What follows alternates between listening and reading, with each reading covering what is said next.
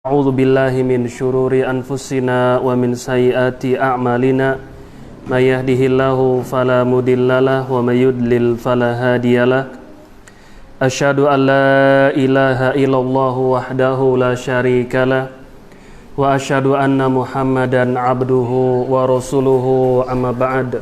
Qala Allah ta'ala fi kitabihil karim ya ayyuhalladzina amanu taqullaha haqqa tuqatih wa la tamutunna illa wa antum muslimun. Ya ayyuhan nasu taqu rabbakumul ladzi khalaqakum min nafsin wahidah wa khalaqa minha zawjaha wa batha minhuma rijalan katsiran wa nisaa'a wattaqullaha alladzi tasaaluna bihi wal arham innallaha kana 'alaikum raqiba. Ya ayyuhalladzina amanu taqullaha wa qulu qawlan sadida yuslih lakum a'malakum wa yaghfir lakum dhunubakum wa may yuti'illaha wa rasulahu faqad faza fawzan 'azima.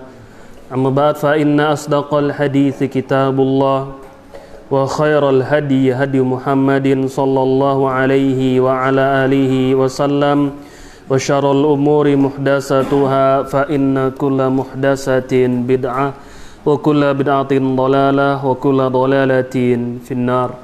Masyarul muslimin wal muslimat, Bapak Ibu yang saya muliakan, pada malam hari ini kembali kita memuji Allah Subhanahu wa taala yang mempertemukan kita di dalam majelis yang mulia, yaitu majelisul ilmu.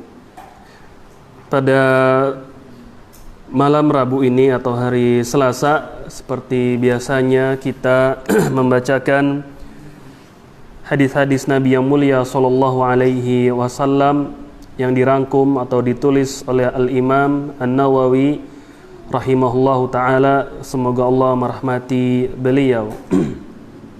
Pada pekan yang lalu kita baru saja menyelesaikan dengan rahmat dan karunia-Nya dari Allah, yaitu hadis yang ke-9. Dan pada malam hari ini insyaallah taala kita akan masuk hadis yang ke-10, al-haditsul ashir, yaitu hadis yang ke-10 dari kitab Al-Arba'in An-Nawawiyah. Hadis yang ke-10 ini masih diriwayatkan oleh Abu Hurairah radhiyallahu ta'ala anhu. Qala, ia berkata, qala Rasulullah sallallahu alaihi wasallam, Rasulullah sallallahu alaihi wasallam beliau bersabda, ayyuhan nas innallaha tayyibun la yaqbalu illa tayyiban wa innallaha amaral mu'minin bima amara bihil mursalin. Faqala ya ayyuhar rusul kulu minat tayyibati wa'malu saliha inni bima ta'maluna alim. Wa qala ya ayyuhalladzina amanu kulu min rajula yutilu safara asy'atha akbara yamuddu yadayhi ilas samai ya rabbi ya rabbi wa mat'amuhu haramun wa mashrabuhu haramun wa malbasuhu haramun wa ghudhiya bil harami fa anna yustajabu lidzalik. Rawahu Muslimun. Baik, dibaca artinya untuk mencela.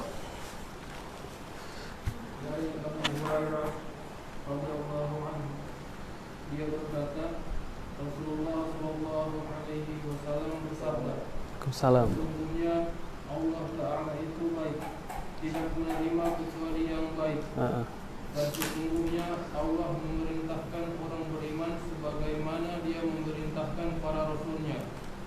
Allah Subhanahu wa Ta'ala berfirman, makanlah yang baik-baik dan beramal saleh. Dan Dia berfirman, wahai orang-orang yang beriman, makanlah yang baik-baik dari apa apa yang kami rezekikan kepada kalian. Kemudian beliau menyebutkan ada seseorang melakukan perjalanan jauh dalam keadaan kumal dan berdebu. Dia menengadahkan kedua tangannya ke langit seraya berkata, Ya Rabbku, Ya Rabbku. Sedangkan makanannya haram, minumannya haram, pakaiannya haram, dan kebutuhannya dipenuhi dari sesuatu yang haram, maka bagaimana doanya akan bisa dikabulkan? Iya. Hadis riwayat Muslim. Taib, kita baca hadis yang ke-10. Hadis yang ke-10 ini masih dari Abu Hurairah radhiyallahu ta'ala anhu. Semoga Allah meridhoi beliau. Dan hadis yang ke-9 pun masih dari Abu Hurairah radhiyallahu ta'ala anhu. Siapa nama asli Abu Hurairah ini? Abdurrahman bin Sakhr. Ya, Abu Hurairah namanya adalah Abdurrahman bin Sakhr. Hadis kita yang ke-10 masih diriwayatkan dari Abu Hurairah, dari jalan Abu Hurairah radhiyallahu anhu. Qala, ia berkata, qala Rasulullah sallallahu alaihi wasallam. Rasulullah sallallahu alaihi wasallam beliau bersabda, ayyuhan nasu, wahai manusia, innallaha thayyibun, sesungguhnya Allah itu adalah thayyib, yakni baik. La yaqbalu illa thayyiban, dan ia Allah tidak menerima kecuali yang baik pula. Wa innallaha amaral mu'minin bima amara bihil mursalin, sesungguhnya Allah subhanahu wa ta'ala memerintahkan kaum mukminin sebagaimana Allah pun memerintahkan para rasulnya. Faqala, apa perintahnya? Allah berfirman, ya ayyuhal kalian dari yang baik-baik, wa'malu sholihan, dan beramal solehlah kalian. Inni bima ta'maluna alim, sesungguhnya aku dari apa yang kalian kerjakan maha mengetahui. Al-Mu'minun. Wa qala, dan juga Allah berfirman, yakni memerintahkan kepada kaum mukminin. Kalau sebelumnya itu perintah kepada para rasul. Kemudian di ayat berikutnya di surat Al-Baqarah Allah berfirman, ya ayyuhalladzina amanu kulu min thayyibati. Ganti.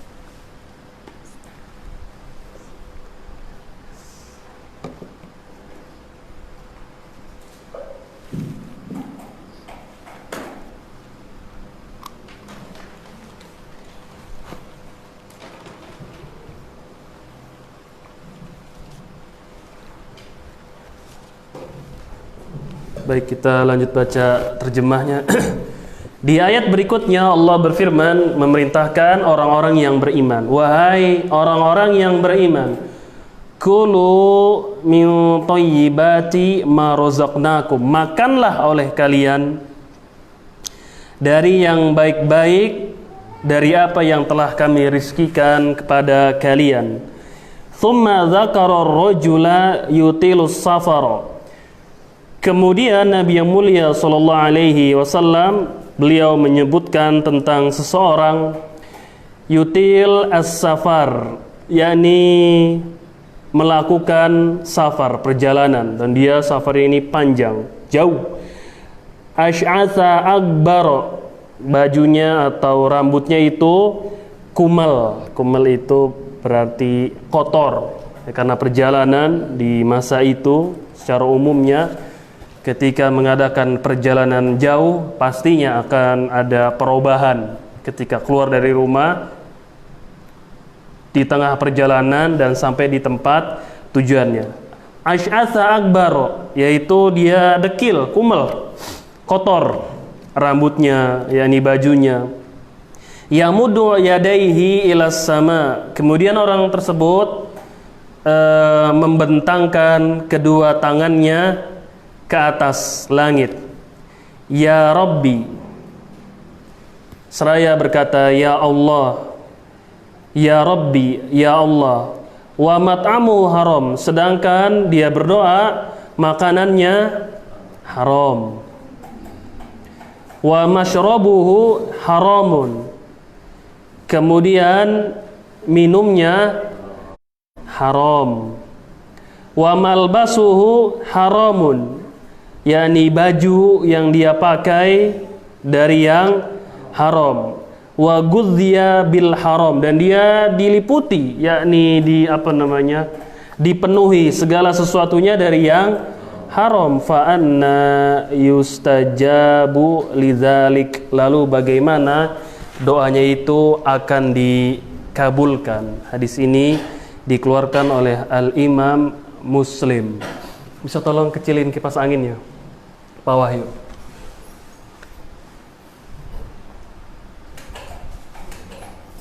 Ya, cukup.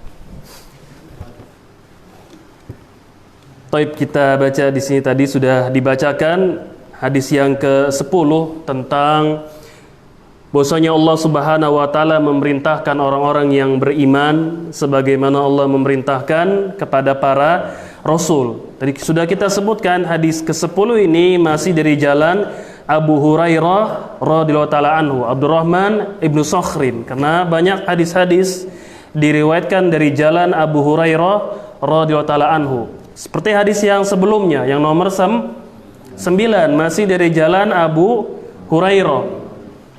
Karena memang banyak hadis-hadis dari Abu Hurairah yang diriwayatkan dari Abu Hurairah, sabda-sabda Rasulullah sallallahu alaihi wasallam. Karena di antara para sahabat itu yang paling banyak hadisnya beliau. Ya, makanya banyak di kitab Arba'in juga hadis-hadis dari jalan Abu Hurairah radhiyallahu taala anhu. Karena para sahabat yang paling banyak di antara mereka meriwayatkan hadis adalah Abu Hurairah radhiyallahu taala anhu, sampai mencapai jumlahnya 5.734 buah hadis dari jalan Abu Hurairah, semoga Allah meridhoi beliau. Berapa? Ada 5.734. Itu dari jalan Abu Hurairah saja. Nanti dari jalan para sahabat yang lain. Tapi yang paling banyak dari para sahabat dalam meriwayatkan hadis Nabi yang mulia sallallahu alaihi wasallam adalah Abu Hurairah. 5.734 buah hadis ya disebutkan oleh Syekh Mahmud Thahan dalam kitab beliau Taisir Mustalahil Hadis. Ya, disebutkan di buku itu sebuah pembahasan tentang definisi sahabat dan sahabat siapa saja yang paling banyak meriwayatkan hadis. Maka yang terdepan adalah Abu Hurairah. Dia 5.734 buah hadis. Banyak atau tidak sedikit? Tidak sedikit itu. Itu tidak sedikit, berarti banyak. Ada 5.734 dari Abu Hurairah. Di bawahnya Abdullah bin Amr ibnul As. Ada dari Abdullah ibnu Amr ibnul As, itu di bawahnya Abu Hurairah. Berarti di bawah 5.000-an. Dari Abdullah ibnu Amr ibnul As. Kan Abu Hurairah pernah berkata, kata Abu Hurairah, ma min ahadin, ma min rajulin aktsaru alayya min hadisin. Kata Abu Hurairah pernah berkata, tidak ada orang yang lebih banyak hadisnya daripada saya dibanding seseorang. Yaitu siapa? Abdullah ibnu Amr ibnu As. Li'annahu kana yaktub wa ana la yaktub. Kenapa Abdullah bin Amr ibnu As hadisnya lebih banyak daripada orang yang lain selain Abu Hurairah? Karena Abdullah bin Amr bin As kana yaktubu, dia itu menulis, mencatat. Dia bisa menjadi runner up, kata Abu Hurairah. Yang lain gak ada yang banyak hadisnya selain saya, kecuali laki-laki ini. Siapa? Abdullah bin Amr ibn As. Karena dia menulis, wa ana la aktub, dan saya tidak menulis. Karena Abdullah bin Amr bin As, beliau mencatat, menulis. Makanya orang musyrikin sampai terheran-heran, apakah engkau tulis setiap perkataan yang diucapkan oleh Nabi yang mulia sallallahu alaihi wasallam? Terkadang beliau itu marah, terkadang beliau itu sedang bahagia, dan lain-lain. Manusia kan? Kata si musyrik, apakah engkau akan tulis segala sesuatu yang keluar dari Nabi yang mulia sallallahu alaihi wasallam, sedangkan dia bisa saja sedang marah, bisa saja sedang bergembira. Apakah semuanya engkau tulis? Lalu dia mengadukan ini kepada siapa?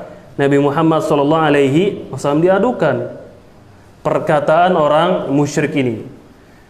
Yang si musyriknya terheran-heran, apakah engkau menulis, bertanya segala sesuatu yang keluar dari Nabi Muhammad sallallahu alaihi wasallam, padahal dia manusia, yakni bisa saja sedang marah, bisa saja sedang bahagia. Lalu diadukan itu. Lalu Nabi mengatakan, "Uktub, tulislah, tetap tulis. Fawalladzi nafsi Muhammadin biyadihi, demi Allah yang jiwa Muhammad berada di tangannya, tidaklah keluar dariku melainkan kebenaran. Ma kharaja minni illa haqqun, tidak keluar dariku kecuali kebenaran." Maka ditulis, apalagi sudah disetujui begitu, ditulis oleh Nabi yang mulia ditulis oleh Abdullah bin Amr ibnul As. Dia yang paling banyak setelah Abu Hurairah, tapi Abu Hurairah yang terdepan. Kalau Abu Hurairah dia menulis, mungkin bisa lebih banyak lagi. Dia hanya dengan hafalan. Ini jamaah yang hadir, yang nggak nulis, itu selevel dengan Abu Hurairah.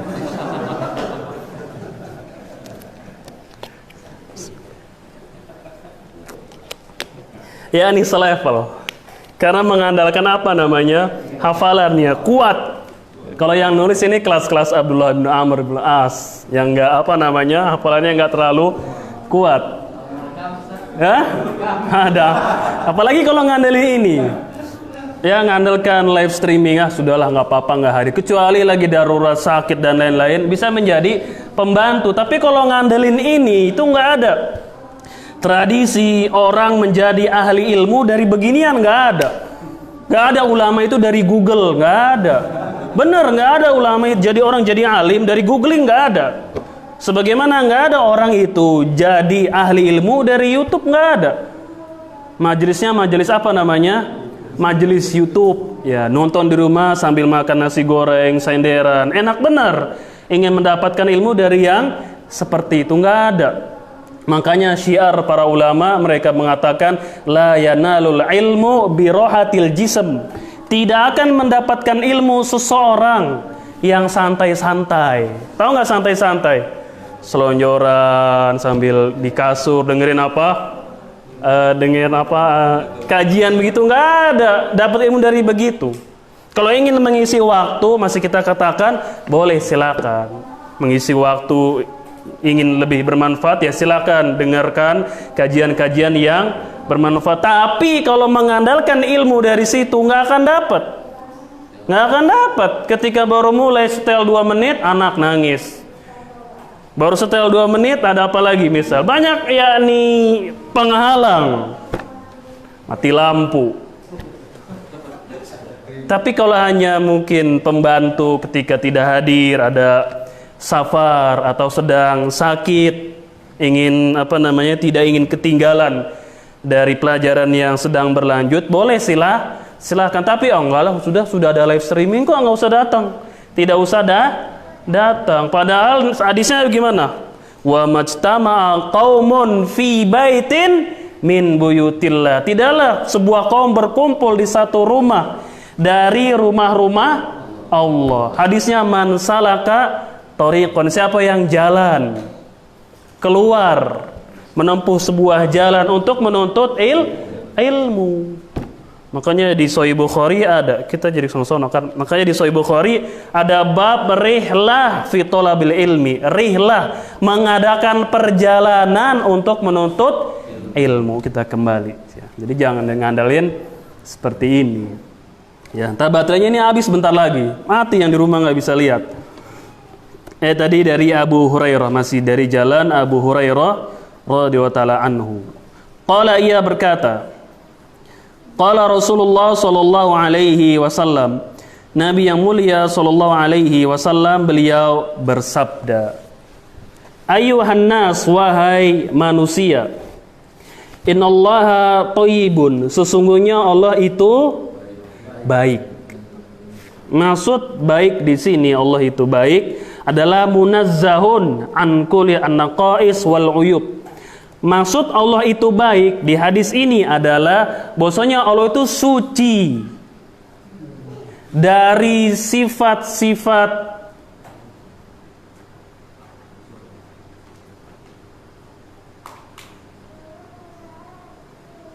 kekurangan, dari sifat-sifat yang buruk, yang tercela. Wal uyub, Allah juga suci dari aib-aib. Allah itu suci, maksudnya wahai manusia, sesungguhnya Allah itu thayyib. Thayyib di sini artinya adalah munazzahun anin naqais wal uyub. Bahwasanya Allah itu suci, bersih dari sifat-sifat yang buruk, yang mengandung kekurangan, ya, dan juga dari wal uyub, yaitu aib-aib yang buruk-buruk. Allah itu suci, nggak ada. Baik namanya, baik sifatnya, baik perbuatannya, baik hukum-hukumnya. Jadi Allah itu suci, bersih dari segala sifat yang buruk, yang jelek, yang tidak sempurna. Suci pertama dalam zatnya, fi zati, Allah itu suci dalam zatnya. Kemudian fi asma'ihi, dalam nama-nama juga suci dari sifat-sifat buruk. Kemudian fi sifatihi, dan juga sifat-sifatnya, perbuatan-perbuatannya, dan hukumnya. Itu Allah, arti dari Allah itu thayyib, gitu. Thayyib artinya Allah maha suci dari sesuatu yang buruk, yang tidak baik, ya, yang mengandung kehinaan, kekurangan. Suci Allah dari seperti itu, baik dalam zatnya, baik dalam nama-namanya, baik dalam sifatnya, baik dalam perbuatannya, baik dalam hukum-hukumnya. Hukum-hukumnya termasuk perintah dan larangannya, suci dari sifat-sifat kekurangan. Itu artinya bahwasanya Allah itu thayyib, gitu. Di Indonesia ada thayyib, Bang Thayyib. Ya, dulu ada nanti disebutnya Bang Thayyib. Thayyib ini juga termasuk nama dari nama-nama Allah. Termasuk sifat dari sifat-sifat Allah. Ini thayyib, Allah itu disifati dengan thayyib, maha baik. Wa innallaha amaral mu'minin bima amara bihil mursalin. Dan Allah Subhanahu wa taala memerintahkan kepada orang-orang yang beriman sebagaimana Allah memerintahkan kepada para rasul. Apa perintahnya? Apa perintahnya? Untuk makan dari yang baik-baik, yaitu makan dari segala sesuatu yang dihalalkan oleh Allah. Itu perintahnya. Allah memerintahkan kaum mukminin sebagaimana Allah juga memerintahkan dengan perintah yang sama kepada para rasul. Dari sini menunjukkan bahwasanya para rasul ma'murun wa manhiyun. Bahwasanya para rasul itu mereka diberikan perintah dan juga diberikan larangan. Begitu juga orang-orang yang beriman, mereka dibebankan perintah, ya kan? Diberikan perintah dan juga diberikan larangan. Sama. Para rasul mereka diperintahkan, orang beriman juga diberikan perintah. Banyak. Kemudian para rasul juga mereka dilarang dari sesuatu. Begitu juga dengan orang-orang yang beriman, dilarang dari sesuatu. Jadi keduanya, orang yang beriman dengan para rasul dalam hal ini sama-sama diperintahkan. Nggak ada yang lepas dari taklif, nggak ada yang bebas dari perintah. Ini kan bantahan kepada sebuah kelompok atau pemahaman kalau seseorang sudah sampai di makom tertentu maka bebas, yakni bebas dari taklif beban syariat, sudah tidak mengerjakan perintah, boleh menerjang larangan. Di dalam sabda beliau ini kan ada bantahan kepada pemahaman tersebut, kelompok tersebut. Karena mereka meyakini kalau seseorang sudah sampai tingkat apa namanya? Tingkat ma'rifat, maka sudah tidak wajib lagi baginya sholat, tidak wajib lagi baginya berzakat, tidak wajib lagi baginya berpuasa, menunaikan haji dan lain-lain. Dan boleh baginya untuk menerjang larangan. Kenapa? Karena sudah di makom yang paling tinggi, sudah di kedudukan derajat yang paling tinggi, yaitu makom ma'rifat.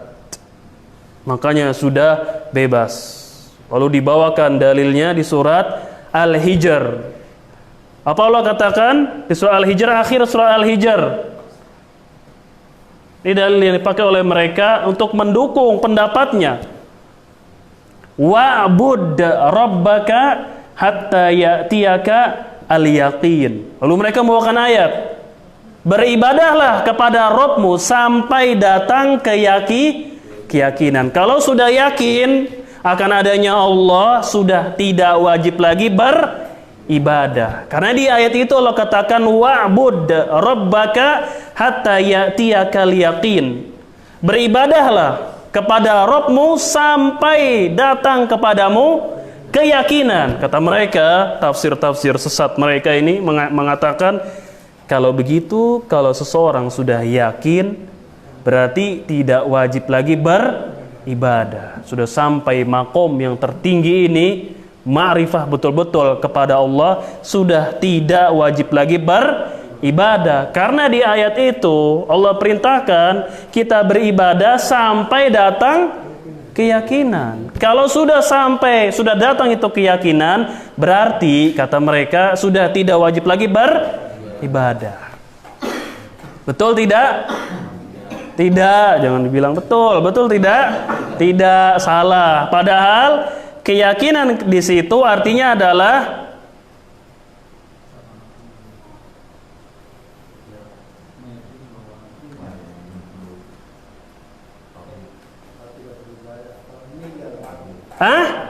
al-maut. Keyakinan di situ artinya adalah kematian. Jadi artinya sembahlah Rabbmu, beribadahlah kepada Rabbmu sampai datang kematian. Yakni kalau sudah mati bisa nggak beribadah? Selesai. Jadi arti al-yakin di situ adalah kematian. Buka deh tafsirnya dari Al-Hafidz Ibnu Katsir diantaranya. Khususnya tafsir dari al-yakin di situ adalah kematian. Bukan yakin ya ini yang kita kenal. Kita kenal bahwasanya Allah itu ada. Bukan yakin yang seperti itu artinya yakin di situ artinya adalah kematian. Kalau sudah datang kematian ya sudah tidak usah lagi beribadah. Nah, di hadis ini, di penggalan hadis ini, wa innallaha amaral mu'minin bima amara bihil mursalin. Sesungguhnya Allah memerintahkan kepada kaum beriman, kaum mukminin, sebagaimana Allah juga perintahkan kepada para rasul. Ini bantahan kepada kelompok tersebut yang mengatakan seseorang kalau sudah sampai tingkat tertentu sudah tidak wajib lagi beribadah. Terserah dia, sudah bebas taklif, sudah bebas beban syariat. Padahal di dalam sabda beliau ini Allah memerintahkan siapa? Orang beriman dan juga para rasul. Kalau para rasul saja masih dibebankan perintah dan juga larangan, apalagi yang dibawa rasul. Bahkan di hadis ini disebutkan juga orang-orang yang beriman. Orang yang beriman juga masih diperintahkan. Para rasul diperintahkan, orang yang beriman pun diperintahkan. Ini faidah bagi kita bahwasanya orang beriman dan para rasul ma'murun, mereka diberikan perintah, wa manhiyun, dan juga diberikan larangan. Enggak seenak dewek, enggak seenak jidat, bertindak sukanya tidak. Mereka sama-sama hamba Allah. Yang satu para rasul, yang bagian lain orang-orang beriman. Tetap diperintahkan. Makanya jangan terpedaya dengan slogan-slogan tersebut. Ya. Kalau ingin bebas, tidak ingin beribadah, yang pertama rusak saja akalnya. Rusak akal kita, sudah tidak wajib lagi beribadah. Yani atau tidur. Tidur itu tidak wajib, beban syariat nggak kena kepada orangnya sedang tidur. Makanya ketika tidur terlewat waktu sholat, ketika bangun dia wajib sholat. Tapi ketika tidurnya apa dia sholat? Enggak. Atau jadi anak-anak terus seumur hidup. Kalau bisa jadi anak-anak terus, jadi anak-anak terus. Itu tidak akan pernah wajib beribadah. Yang ketiga, rusak akalnya. Lu gila dulu, baru tidak wajib beribadah. Itu dia. Kalau nggak mau beribadah, tadi. Pertama, jadi anak-anak terus. Kecil terus. Tapi bisa nggak orang jadi anak-anak terus? Nggak bisa, pasti akan berkembang. Pasti akan dewasa. Yang kedua, tidur nggak sadar, itu nggak wajib seseorang beribadah. Yang ketiga, gila. Sudah. Kan Nabi mengatakan rufi al-qalam an salasin. Pena itu diangkat, beban syariat diangkat kepada 3 golongan. Yang pertama siapa? Anak kecil sampai dia balik. Ketika dia balik baru dia wajib beribadah. Yang kedua, orang yang tidur. Masuk padanya orang yang nggak sadar sampai dia bangun. Makanya kalau ada orang tidur mengatakan saya nabi baru di Manado, boleh nggak dibunuh? Dia lagi tidur ngigo nih ngomong saya nabi baru, saya adalah Tuhan, saya adalah Rob, sambil tidur gitu ngigo. Terkena beban syariat nggak? Kufur nggak orang itu? Enggak, kenapa? Dia nggak sadar. Lagi tidur, ngigo dia kan. Yang ketiga, anil majnun. Diangkat beban syariat dari orang yang gila. Makanya orang yang gila itu tidak wajib beribadah. Ada sebagian kelompok orang gila ditalkin la ilaha illallah. Disuruh begitu, disuruh ngomong la ilaha illallah. Padahal dia orang gila, tapi ditalkin, tahu nggak ditalkin? Diajarin ini orang gila, didakwain sama dia. Siapa itu? La ilaha, biar dia nyebut illallah. Ada kelompok yang begitu, suka keliling-keliling kemana-mana. Sampai orang gila, tahu nggak? Orang gila dia bilang la ilaha illallah gitu. Orang gila diajarin, padahal dia nggak wajib beribadah. Jangankan zikir, sholat saja sudah tidak wajib. Jadi kalau ingin nggak beribadah, ya itu 3 tadi, bukan ma'rifat. Ya, otaknya dirusakin, baru nggak wajib lagi ibadah. Yang kedua, kecil terus selama-lamanya. Yang ketiga sudah tidur terus, tidak wajib beribadah. Taib, kita baca sini firman Allah di surat Al-Mu'minun ayat ke-51. Dalil tentang para rasul itu diperintahkan. Allah berfirman di situ, ya ayyuhar rusul, wahai para rasul, bentuk jamak rusul.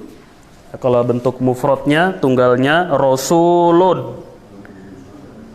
Ya, rasulun itu bentuk mufrad tunggal. Kalau rusulun pendek, rusulun itu bentuk jamak plural. Jadi para rasul. Ya ayyuhar rusul, wahai para rasul, kulu, makanlah oleh kalian minat thayyibat, dari segala sesuatu yang Allah halalkan.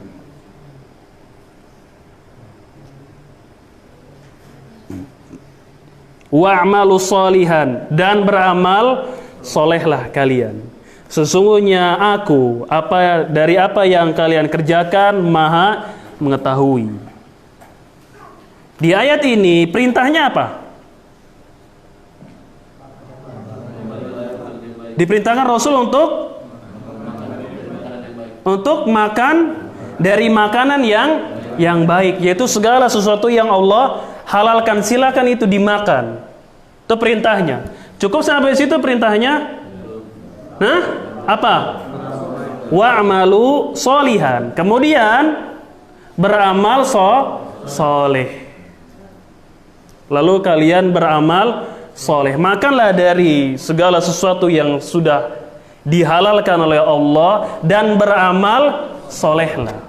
Oleh karena itu, dari ayat ini bahwasanya sesuatu yang halal itu, yang kita makan, yang kita minum, yang kita pakai akan memudahkan untuk beribadah, beramal soleh. Ya, sumber yang masuk ke diri kita, kemudian ke keluarga kita, ya, sumber yang masuk baik dari makanan, dari minuman, dari penghasilan yang kita dapatkan, selama itu thayyib, yaitu halal, halal secara zatnya, halal betul-betul. Kita mencari uang ini halal, yaitu dan mendapatkannya dari jalan yang halal. Harus halal karena Allah itu thayyib, Allah itu baik.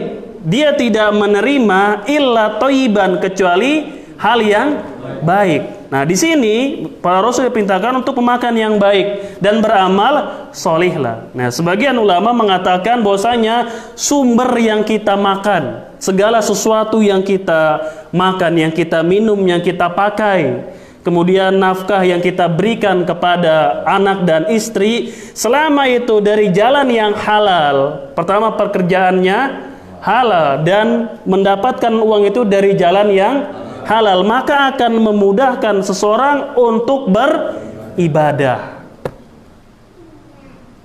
Makanya lihat orang yang hidup dari yang haram, malas untuk beribadah.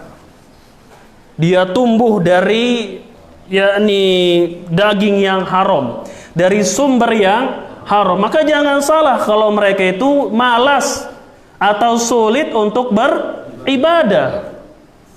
Karena dia makan, dia minum, dia berpakaian, semuanya diliputi dari yang haram. Bagaimana dia ingin beramal soleh? Maka yang di sini dijelaskan oleh para ulama, di antaranya oleh Syekh Shalih Fauzan juga, sesuatu yang halal yang kita dapatkan memudahkan kita untuk beramal soleh. Tapi kalau dari jalan yang haram, itu akan sulit sekali seseorang dalam beribadah kepada siapa? Allah. Bahkan doanya di sini tidak dikabulkan. Doanya tidak dikabulkan. Makanya Ismail, ayahnya Bukhari, siapa namanya? Ismail pernah mengatakan ma'alim tu syai'an, saya tidak mengetahui penghasilanku ini satu pun dari yang syubhat dan juga dari yang haram. Ya, ini Ismail, bapaknya Bukhari, dia mengatakan saya nggak pernah tahu ya, saya sepengetahuan saya nggak pernah dari nafkahku ini kepada keluarga dari jalan yang syubhat atau dari jalan yang haram. Makanya Bukhari tumbuh beliau tumbuh sebagai pemuda yang soleh, yang taat, bahkan menjadi amirul mukminin fil hadis, jadi amirul mukminin di dalam hadis. Lihat bapaknya mengatakan, saya nggak mengetahui dari nafkahku ini sesuatu pun dari yang syubhat atau dari yang haram. Berarti semuanya baik, halal. Kalau kita syubhat sekali-sekali, seringnya haram. Kan ada perkataan iblis yang wahyu syaitan yang tersebar, apa? Nyari yang halal saja, nyari yang haram saja susah. Tuh kan, lu yang pada hafal kan? Nyari yang haram aja susah, apalagi yang halal. Yang haram saja kata mereka, nih wahyu syaitan yang berkembang. Yang haram saja dia katakan susah nyarinya, apalagi yang halal. Bapaknya Bukhari, saya nggak pernah mengetahui ngasih makan nih anak istri saya dari jalan yang syubhat atau dari jalan yang haram. Orang-orang sekarang syubhat sekali-sekali lah, haram sering-sering. Makanya nggak heran kalau anaknya jadi Power Ranger, jadi apa, nggak heran. Yani nggak heran ketika seseorang mendapatkan makan dan minumnya dari jalan yang haram, maka sulit untuk beribadah. Ya anaknya, ya istrinya dan lain-lain mungkin dari sebab sumber yang haram. Bahkan ulama dahulu mereka tahu ya, ketika mereka berbuat dosa, kendaraannya itu ngambek, tahu nggak? Saking yakni sensitifnya. Orang-orang dulu tuh ya, ketika berbuat kemaksiatan, saya tahu saya ini berbuat dosa dari kendaraan saya yang ngambek. Tahu nggak ngambek? Ngadat melulu. Saya tahu ini. Keledai saya ini begini karena sebab dosa yang saya lakukan kepada siapa? Allah. Itu saking sensitifnya mereka. Kan Sufyan Ats-Tsauri pernah mencela seorang lagi sholat malam di masjid. Dia lihat ini orang ria gitu. Dia nuduh orang ria. Dia lihat orang sholat di masjid, sholat malam. Dia hadza rajulun ria, ini orang ria. Di hatinya dia, ini orang ria. Dari situ dia selama setahun nggak bisa sholat malam. Itu disebabkan perkataanku terhadap seseorang. Ini orang ria. Dari situ dia terhalang. Setahun susah untuk sholat malam. Disebabkan dosa lisan dia itu. Tapi mereka dulu sensitif tahu. Karena jarangnya mereka terjatuh. Ya semaksimal mungkin menjaga lisannya, menjaga dirinya, menjaga pandangannya. Ketika suatu saat lepas itu rem, tahu ini dosa yang ini. Kalau kita kan, nggak tahu deh yang mana banyak. Saya antum banyak dosanya. Itu orang dulu sensitif dia. Saya tahu, saya terhalangi sholat malam selama setahun karena saya pernah pernah nuduh orang itu, ini orang ria karena sholat malamnya di mana di Masjidul Mushola. Kelihatan orang kan ini orang ria. Begitu aja. Dianggap itu perbuatan dosa karena bentuk suuzon kepada orang tersebut. Terhalangilah beliau dari sholat malam selama setahun. Selama 1 tahun terhalangi karena sebab tadi perkataannya kepada laki-laki tersebut. Sebagian lagi tahu ini kendaraan saya ini ngadat karena sebab dosa yang saya lakukan. Betul tidak? Betul, dosa itu berefek kepada kehidupan kita. Musibah yang datang itu bimaka sabat aidikum, kata Allah. Tidaklah musibah menimpa kalian kecuali dari sebab tangan kamu sendiri, dari sebab perbuatan kamu sendiri. Dan Allah banyak memaafkan dari kalian. Kita musibah, jatuh apa, sial ini itu sebab dari perbuatan kita sendiri. Bahkan kerusakan di laut dan di daratan karena sebab siapa? Manusia itu sendiri. Dari sebab manusia, yakni kerusakan di daratan, macam-macam kerusakan di mana lagi? Di lautan. Bima kasabat aidin nas, karena sebab perbuatan tangan-tangan kotor siapa? Manusia. Ya banjir, ya tsunami, lain-lain macam-macam. Hujan apa namanya? Hujan es, twister di sebagian tempat. Tahu twister nggak? Apalagi di barat ya kan? Lihat bencana yang ada di sana. Ya ini alam yang ada di sana, lihat. Lebih sadis nggak dibandingkan negara kaum muslimin? Lebih parah nggak? Kenapa parah? Nomor 1 dosa paling besar yang mereka kerjakan yaitu apa? Syirik. Kemudian, wahai para rasul, makanlah dari hal-hal yang baik, yaitu segala sesuatu yang Allah halalkan, wa'malu sholihan, dan beramal solehlah kalian. Nah, dari sini bahwasanya sumber yang kita dapatkan, yang kita makan, yang kita minum, yang kita kasih keluarga, kalau dari jalan yang halal akan memudahkan seseorang untuk beramal soleh. Sebaliknya, sumber yang haram, yang gak jelas, yang syubhat, yang kita makan, yang kita berikan kepada anak dan istri kita menjadi sumber seseorang dari malas beribadah, bermaksiat kepada Allah. Inni bima ta'maluna alim. Sesungguhnya aku, yakni Allah, dari apa yang kalian kerjakan maha mengetahui. Di surah Al-Mu'minun ayat ke-51. Waqala, kemudian di surah Al-Baqarah. Ini dalil tentang Allah memerintahkan orang-orang beriman. Ini dalil tentang Allah memerintahkan kepada orang-orang yang beriman. Karena Nabi menyebutkan di atas itu, di sabda beliau, sesungguhnya Allah memerintahkan orang-orang yang beriman dan para rasul. Ya ayyuhalladzina amanu, wahai orang-orang yang beriman, kulu min thayyibati ma razaqnakum. Kulu min thayyibati ma razaqnakum. Wahai orang-orang yang beriman, makanlah oleh kalian dari hal yang baik, yaitu segala sesuatu yang dihalalkan oleh Allah. Makanlah oleh kalian itu. Ma rozaqnakum, dari apa yang sudah kami berikan rizki kepada kalian. Silakan nikmati segala sesuatu yang sudah Allah halalkan. Lebih banyak yang dihalalkan atau lebih banyak yang diharamkan? Hah? Lebih banyak yang dihalalkan. Makanya dalam pembahasan fikih masalah dunia, asal segala sesuatu itu mubah. Boleh sampai ada dalil yang mengharamkan. Sampai ada dalil yang mengharamkan. Makan. Lebih banyak yang halal daripada yang haram, itu jelas. Jelas. Dari makanan saja, dari jenis hewan. Lebih banyak yang Allah halalkan daripada yang diharamkan. Yang halal itu banyak, burung aja berapa jenis, banyak.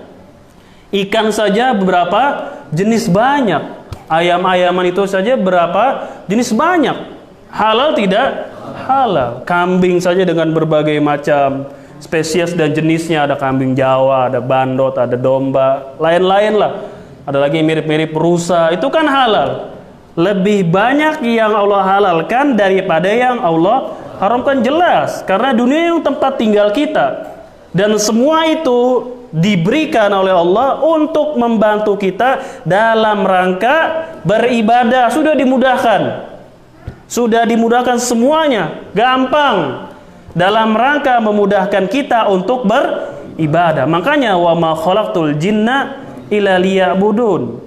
Tidaklah aku perintahkan manusia dan juga jin dan manusia kecuali untuk beribadah. Di akhir ayat bagaimana?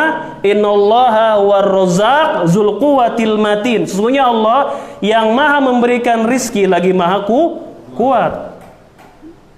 Di akhir ayat, di awalnya kan Allah perintahkan untuk beribadah.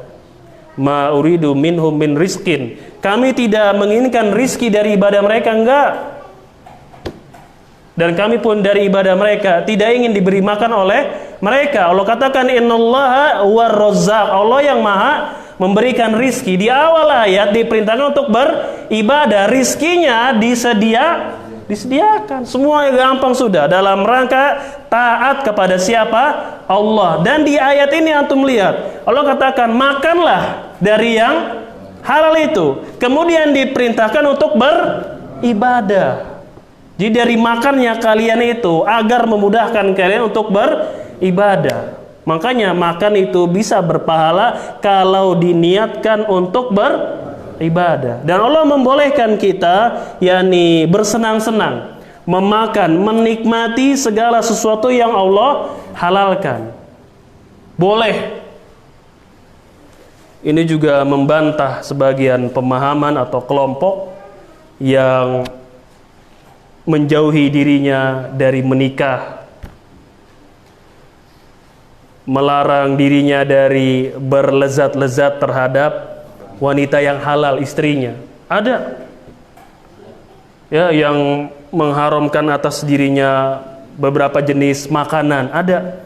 Allah katakan kulu, makanlah oleh kalian min thayyibati, segala sesuatu yang Allah halalkan, termasuk di dalamnya boleh berlezat-lezat diri terhadap sesuatu yang sudah dihalalkan oleh siapa? Allah, termasuk dengan istri kita. Boleh. Karena ada orang, sebagian pemahaman mengatakan bahwasanya pernikahan itu adalah yang menyebabkan seseorang tidak khusyuk dan taat kepada siapa? Allah. Antum baca Talbis Iblis oleh Ibnul Jauzi. Beliau sebutkan di situ, saya sebut namanya sufi. Itu bantahan yang tadi pertama, makom hakikat juga sufi. Nah, ini juga kaum sufi. Mereka melarang dirinya dan murid-muridnya. Ini sufi yang dahulu kali ya. Kalau sufi yang sana kan enggak, kawin mulu hobinya. Ini sufi yang dulu lah di zaman Ibnul Jauzi dan lain-lain. Ya nih, kalau yang sekarang kan enggak. Nah, mereka menjauhi wanita dan menjauhi dari makan, yaitu ada makanan-makanan yang mereka jauhi, itu enggak mereka sukai. Padahal di sini Allah katakan makanlah segala sesuatu yang halal, yang baik. Ini juga bantahan terhadap mereka. Untuk lebih jelasnya ya baca kitab Talbis Iblis oleh Al-Imam yakni Ibnul Jauzi. Itu beliau terangkan. Summa dzakara rajula, kemudian Nabi SAW memberikan permisalan, yaitu ar-rajul, seseorang yutilus safar, dia sedang mengadakan perjalanan yang panjang. Capek nggak kira-kira itu? Capek panjang. Yutil as-safar. Ash'atha akbaro. Ash'atha akbaro apa artinya? Seseorang mengadakan perjalanan yang panjang, kemudian sifatnya bagaimana orang tersebut? Bagaimana sifat orang tersebut? Dekil, kumel, berdebu, kotor. Berarti perjalanannya jauh. Ini cerita orang yang sedang safar jauh di masa itu. Padang pasir dan begitulah, angin, badai, lain-lain. Dia kumel, kotor, yakni rambutnya kotor, berdebu. Kemudian juga bajunya. Yamuddu yadaihi ilas sama. Kemudian orang ini yang sedang safar jauh itu, sudah kumel dekil, dia membentangkan kedua tangannya ilas samai, menuju langit, ke atas begini dia. Ini menunjukkan bahwasanya Allah ada di atas sana. Kemudian ya Rabbi, dia bertawasul dengan sifat rububiyahnya siapa? Allah. Ya Rabb disebut dengan nama Allah, ya Allah, ya Rabb.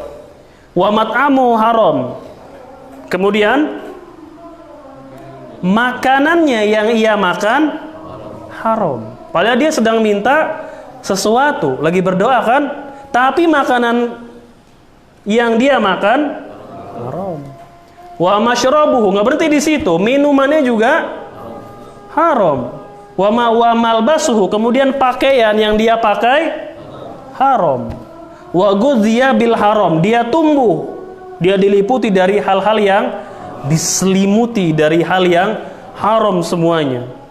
Maka bagaimana doanya akan dikabulkan? Maka bagaimana permintaannya akan dikabulkan? Kenapa tidak dikabulkan, tidak diijabahkan doanya? Karena Allah itu thayyib, la yaqbalu illa thayyiban, dia tidak menerima kecuali dari yang baik. Ini orang berdoa tapi makanannya haram, minumannya haram, pakaiannya haram, dia diliputi dari yang haram. Lalu bagaimana, kata Nabi yang mulia sallallahu alaihi wasallam, doa orang tersebut akan dikabulkan. Lihat, sifat orang ini itu terkumpul padanya sebab-sebab dikabulkannya sebuah doa.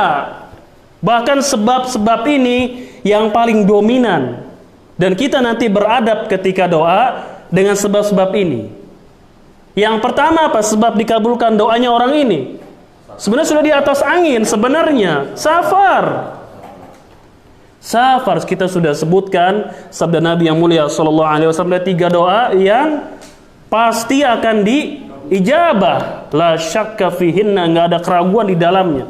Di antaranya adalah orang yang sedang safar. Dia safar enggak ini?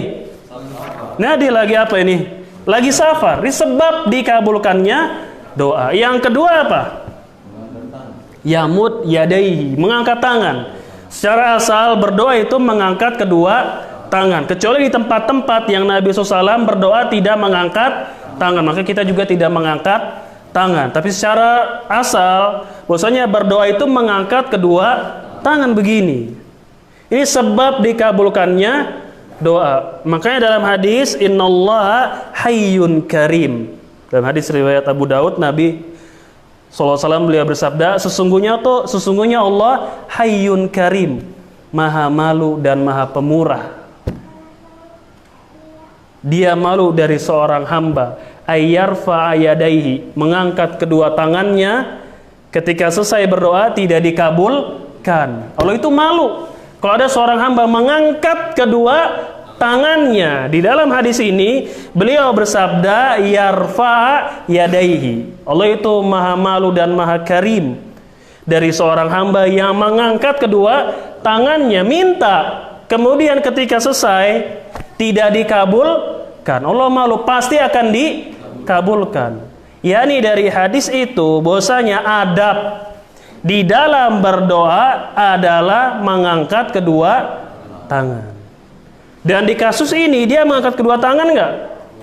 Lihat, dia yamut, melebarkan tangannya begini, yadaihi, kedua tangannya. Ini sebab yang kedua. Sebab yang ketiga apa? Dia bertawasul dengan nama Allah di sini. Di perkataannya ya Rob, Rob. Itu adalah nama dari nama-nama Allah. Kan boleh bertawasul dengan nama Allah. Ya, apa Allah mengatakan walillahil asmaul husna fad'uhu biha. Sesungguhnya bagi Allah nama-nama yang indah, berdoalah kalian dengan nama-nama tersebut. Nah, ini orang mengatakan ya Rabb, ya Rabb, ya Allah, ya Allah. 3 sebab doa sudah dilakukan, sedang dilakukan oleh orang ini, tapi tidak dikabulkan. Kemudian lagi ada sebab doa di sini yang keberapa itu? Yang keempat berarti ya. Itu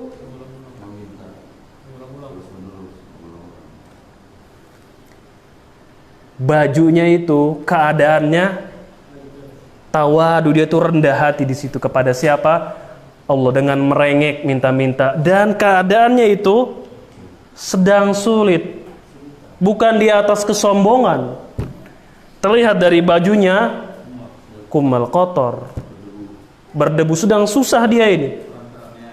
Ya, orang namanya sedang butuh betul-betul, benar-benar mengharapkan bantuan atau pengijabahan dari siapa? Allah, betul-betul. Makanya ketika kita berdoa jangan kosong begitu aja, tapi betul-betul muqinuna bil ijabah. Wajib bagi kita ketika berdoa yakin betul-betul doa kita dikabulkan. Jangan cuman apa namanya ya, biasa-biasa, nggak ada ras cuman ya jangan, tapi betul-betul ya Allah, hati kita tuh betul-betul meminta, memohon, dan yakin doa kita dikabulkan. Jangan cuman asal-asal, jangan berdoa tanpa makna, nggak tahu apa yang kita pinta, nggak tahu apa yang kita harapkan. Jangan. Makanya diantara kebid'ahan doa berjamaah, orang nggak tahu apa artinya yang dipinta oleh imam. Imamnya juga Allah alam ya, tahu atau enggaknya. Pak, minta apa sih sebenarnya? Kok hari-hari bertonton itu aja yang dibaca doanya? Apa nggak ada permintaan yang lain? Padahal yang satu lagi pengen kawin, yang satu anaknya lagi sakit, yang sebelah kiri lagi kelilit hutang. Permintaannya beda nggak? Berbeda. Kok itu aja yang diminta? Pertama, imamnya tahu nggak apa itu yang dipinta? Satu sisi ya kan. Kedua, jamaah beda-beda nggak? Berbeda. Itu diantara bentuk kemungkaran berdoa bersama setelah sholat yang wajib. Memang Nabi yang mulia SAW tidak pernah melakukan demikian. Nabi pernah doa bareng nggak? Sholat nggak pernah doa bareng minta hujan. Ketika minta hujan, jamaah juga mengangkat tangan. Kan kalau khutbah Jumat ketika selesai imam berdoa, imam kan ngangkat begini. Jamaah ngangkat tangan nggak? Ngangkat tangan nggak jamaah? Enggak. Mana riwayat dari para sahabat ketika sholat Jumat Nabi SAW berdoa seperti ini, mereka ngangkat tangan? Mana coba riwayatnya? Cari aja, nggak ada. Tapi ketika istisqa, minta hujan, satu permintaan itu minta hujan, yang lain ngangkat tangan tidak? Ngangkat tangan. Dan ngerti nggak apa yang dipinta? Tahu. Mereka mengamini, yaitu mengamini agar diturunkan hujan. Tapi yang lain Nabi SAW nggak pernah doa berjamaah. Di perang Badar apa Nabi doa berjamaah? Enggak. Maka diantara kemungkaran doa berjamaah setelah sholat wajib, permintaannya itu nggak diketahui. Imamnya belum tentu tahu. Coba sekali-sekali tanya imam masjidnya, Pak Imam, apa sih arti dari doa itu? Gitu. Padahal kita harusnya ketika meminta kepada Allah betul-betul tahu apa yang kita pinta. Dan kebutuhan orang per minggu, per hari, per tahun berbeda. Coba tanya, apa sih artinya? Gitu. Kemudian jamaah apa setuju? Masa doa paketan, mintanya bareng-bareng. Tadi ada yang lagi sakit, ada yang kelilit hutang, ada yang baru meninggal keluarganya. Berbeda-beda keinginannya dan permohonannya. Ya, wallahu alam. Azan dulu deh. Azan dulu deh. Habis itu baru tanya jawab.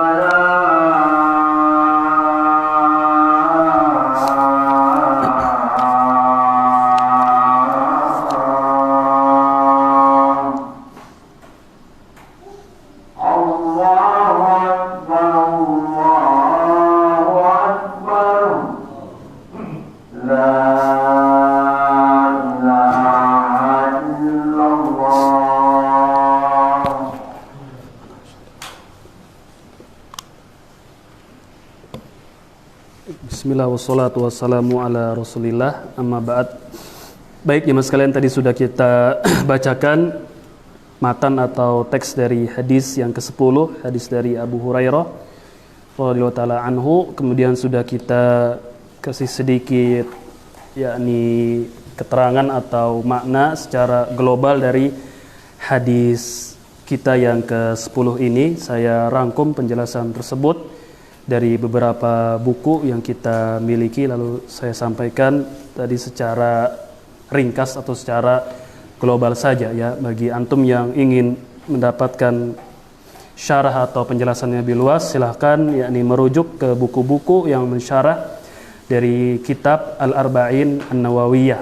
Nah, yang paling besar adalah karya dari Al-Hafidh Ibnu Rajab Al-Hambali dengan judul Jami'ul Ulum wal Hikam. Baik, nanti pada pertemuan berikutnya kita akan bacakan secara khusus penjelasan dari Syekh Abdul Muhsin Al-Abbad hafizahullah taala tentang hadis kita yang ke-10 ini. Barangkali sampai di sini, kalau ada pertanyaan kami persilahkan. Baterai udah mau habis. Kalau ada pertanyaan.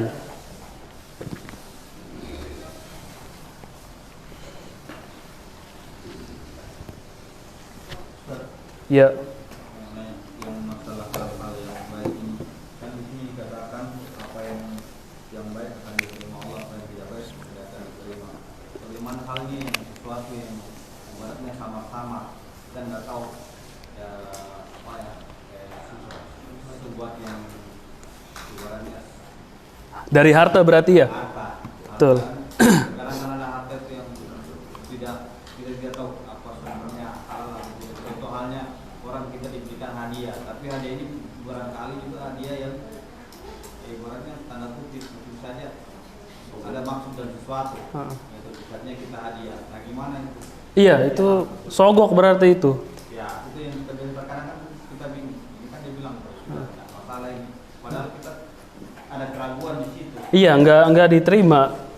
Ya Allah hanya menerima yang jelas halalnya dan jelas baiknya. Makanya halal di sini pertama dari zatnya. Seperti kalau makanan dari zatnya itu halal, boleh kita makan. Seperti contohnya ya ayam, itu zatnya, secara zatnya halal. Kemudian tidak cukup sampai di situ, harus dilengkapi mendapatkannya pun dari hasil yang halal. Seperti seseorang makan ayam tapi dari hasil mencuri.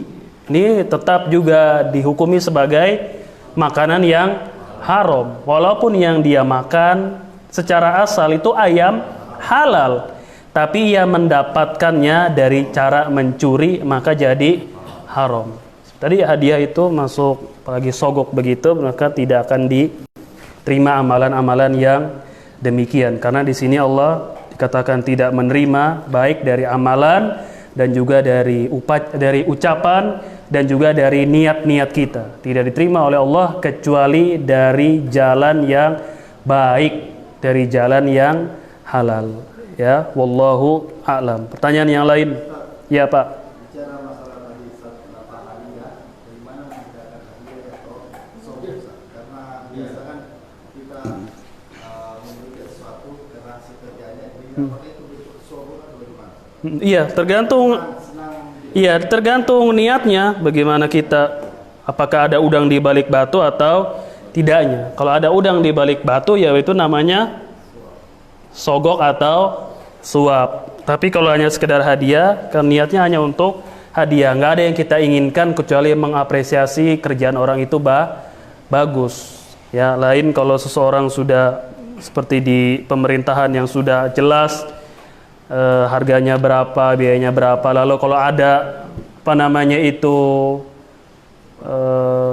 masukan atau amplop, itu sama juga dengan sogok. Riswah itu namanya juga sogok. Ketika KUA 30.000, ya sudah 30.000. Jangan lagi ada pemulus. Kadang ada syarat yang nggak bisa diucapkan. Kita kalau bikin sekolah nih, semuanya sudah kita rapihin. Ya, sudah dirapihin semuanya, sudah dokumen, berkas, persyaratan, semuanya bangun rapih. Ketika ingin izin, karena ada sesuatu sudah rapi kok ditolak terus. Nah, ternyata ada syarat yang nggak bisa diucapkan. Kalau itu keluar, baru nanti bisa disahkan. Itu masuk dalam sogok. Tapi kalau cuma terima kasih, kayak semacam halnya, ya, kayak gini sekarang kita kalau ada tersebut, tolong KTP kasih lebih, gimana itu? Kita kan nggak boleh. Makanya Nabi SAW mengatakan, kalau orang itu duduk di rumahnya, dapat nggak uang begitu dia? Nggak kerja di situ, nggak dibagi itu, dapat nggak uang itu? Nggak bakal. Makanya ya ini para staf-staf yang sudah ada prosedurnya secara resminya, sudah lakukan saja yang itu. Jangan nerima apalagi minta uang pelicin, itu maka tidak diperbolehkan. Itu masuk kepada suap, ya, terlarang bagi yang menyuap dan yang disuap, maka tidak diperbolehkan, ya, karena hasil kerjanya situ, KTP-nya biar gampang. Pamul. Bukan saya yang mengatakan, Allah yang berfirman. Bagaimana dengan orang Islam yang vegetarian? Dia tidak mau makan yang Nggak boleh. Kalau keyakinannya vegetarian, yang lain nggak boleh, haram keyakinan tersebut. Terlarang, itu halal buat dia. Nggak boleh dia meyakini saya nggak makan daging, nggak boleh. Kecuali mungkin karena ada sesuatu lagi sakit apa. Kan ada kadang sakit, kalau makan daging ini nambah gatal. Hanya sementara sifatnya. Tapi dia vegetarian, saya hanya makan ini, yang lain nggak mau, nggak boleh. Karena itu hal-hal yang sudah Allah halalkan. Ya, adapun dia mau milih daun-daunan saja, silakan buat dirinya tanpa meyakini bahwasanya yang lain itu haram, apalagi menyuarakan, mengajak orang untuk jadi vegetarian, nggak boleh. Kalau itu pilihan dia yang ingin makan itu, tanpa meyakini yang lain nggak boleh, silakan aja, saya lebih suka daun-daunan. Tapi Pak, kalau ayam bagaimana? Boleh sih, nggak apa-apa, cuma saya lebih suka ini, silakan. Tapi kalau Pak, saya lebih suka, dia bilang saya lebih suka daun-daunan. Ayam bagaimana Pak? Nggak boleh ayam. Nah ini baru dilarang. Apalagi menyuarakan, mengajak orang untuk menjadi vegetarian, tinggalkan yang bernyawa. Ini tidak diperbolehkan karena mengharamkan apa yang sudah Allah halalkan bagi dirinya. Kecuali lagi sakit, lagi sesuatu, hanya sifatnya sementara, silahkan. Tapi secara asal dia itu halal. Secara asal halal. Pokoknya dalam makanan itu yang pertama zatnya halal dan tidak berlebihan, sudah selesai. Ya, sesuatu itu makanan, minuman, yang penting zatnya halal dan tidak berlebihan, sudah, itu sehat sudah. Zatnya halal dan tidak berlebihan, sudah, tidak mubazir, dan yang kita makan itu adalah halal. Yang halal itu pasti baik. Ya, sesuatu yang halal itu pasti baik, tidak ada mudorotnya. Ya, dan juga jangan berlebihan. Jangan makan ayam 1 kontainer. Ini bahaya, mudorot bagi dirinya. Ya kan? Kembung mati. Yang lain? Tadi ini Pak Jad dulu.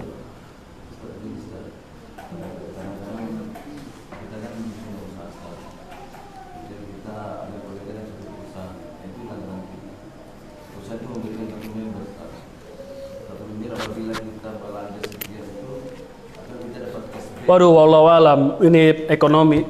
Saya bukan bidangnya, bukan ahlinya. Maka fasalu ahla zikri in kuntum la ta'lamun. Tanyalah kepada ahli yang nggak tahu aja ekonomi. Akidah tahu ya. Yang saya maksud, saya kadang suatu katakan Pak Bos, itu setiap semua lebaran itu dikasih THR, tapi saya tidak ingat, dan saya tidak ingatkan belanja banyak itu harap nanti mendapat THR, dan kebetulan orang banyak situ, masjid banyak situ mendapat THR nanti dia kalau mau lebaran atau mau makan pembagian nasi diberikan minuman, tapi saya tidak di situ, nanti diberikan gimana? Boleh, nggak apa-apa. Iya, biasa itu tukang. Iya. Iya. Ada kebaikan ketika seorang berbuat baik, iya, pemberian mereka itu kita biasa di sana. Banyak tukang sayur, ibu-ibu nih sering dapat panci, dapat apa. Karena si tukang sayur itu hari-hari dibeli, yakni terbantu dengan kita konsumen. Ya akhir dia ingin, ya biasa di lebaran ibu-ibu dikasih panci, sendal, silakan pilih Bu. Ini THR itu adalah bentuk hadiah dari orang tersebut dan nggak terikat dengan apa-apa, cuma hadiah biasa aja. Kayak saya ngasih kelinci 2 ke Pak Jihad boleh. Ya, apa lagi Pak Jihad? Ya, ulil, satu lagi. Ada orang dapat harta yang haram, terus bersedekah sama infak menggunakan harta itu. Iya. Itu kan tidak masuk dalam pribadinya. Terus beliau bertawasul kepada kegiatan tersebut. Apakah masuk dalam firman Allah? Iya, masuk ini. Di sini nanti diterangkan di situ, bahkan diturunkan hadisnya di situ oleh Syekh Abdul Muhsin Al-Abbad, bahwasanya Allah tidak menerima dari sedekah yang haram. Maka tidak diperbolehkan ketika kita beramal soleh. Salah satu bentuk amal soleh adalah sedekah. Harus dari jalan yang halal, hartanya dari yang halal, termasuk berangkat haji dan yang lainnya harus dari halal, dari jalan yang halal. Itu bentuk ibadah. Sedekah bentuk ibadah. Nggak boleh dia dari hasil yang haram. Ya wallahu a'lam, nanti lebih luasnya dimasuk di pembahasan. Subhanaka Allahumma bihamdik asyhadu alla ilaha anta astaghfiruka wa atubu ilaik. Wassalamualaikum warahmatullahi wabarakatuh.